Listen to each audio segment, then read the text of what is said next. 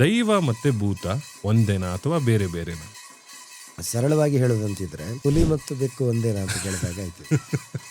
ದೈವ ಅಂದರೆ ಏನು? ತುಳುನಾಡಿನವರು ಯಾವುದನ್ನು ಆರಾಧಿಸಿಕೊಂಡು ಬರ್ತಾ ಇದ್ರು ಅದಕ್ಕೆ ಸ್ಪಷ್ಟವಾಗಿ ವೇದೋಕ್ತವಾದಂಥ ಒಂದು ವಾಕ್ಯಗಳೇನಿದ್ದಾವ, ಉಲ್ಲೇಖಗಳೇನಿದ್ದಾವೋ ಅದೇ ರೀತಿ ಜನಪದೋಕ್ತವಾದಂಥ ಶಬ್ದಗಳಿದ್ದಾವೆ. ನೈವಂ ಚೈದಂತಿ ಶಸ್ತ್ರಾನಿ ಅಂತ ಒಂದು ಮಾತು.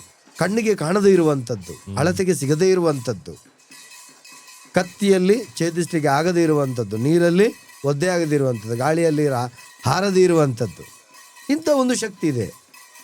ಅದರ ಮೇಲೆ ನಮಗೆ ಭಕ್ತಿ ಇದೆ, ಅದರಿಂದ ನಮಗೆ ಮುಕ್ತಿ ಇದೆ ಅಂತ ನಂಬ್ಕೊಂಡು ಬಂದಿರುವವರು ತುಳುವರು. ಅದನ್ನು ಏನು ಅಂತ ಕರೆದ್ರು? ಜಗತ್ತಿನಲ್ಲಿ ಸತ್ಯಕ್ಕಿಂತ ದೊಡ್ಡ ಶಕ್ತಿ ಇಲ್ಲ ಅಂತ ನಾವು.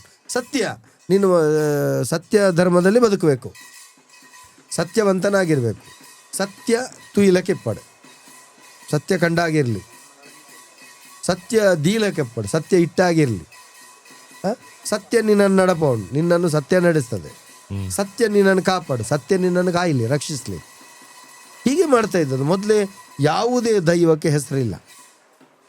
ಆದರೆ ಒಂದಷ್ಟು ವರ್ಷಗಳಿಂದ ಇದನ್ನು ವಾಡಿಕೆಯಾಗಿ ಭೂತ ಭೂತ ಭೂತ ಅಂತ ವಾಡಿಕೆಯಾಗಿ ಬಂದದ್ರಿಂದ ಎಲ್ಲರ ಬಾಯಲ್ಲಿ ಭೂತಾರಾಧನೆ ಅಂತ ಬಂದಿದೆ.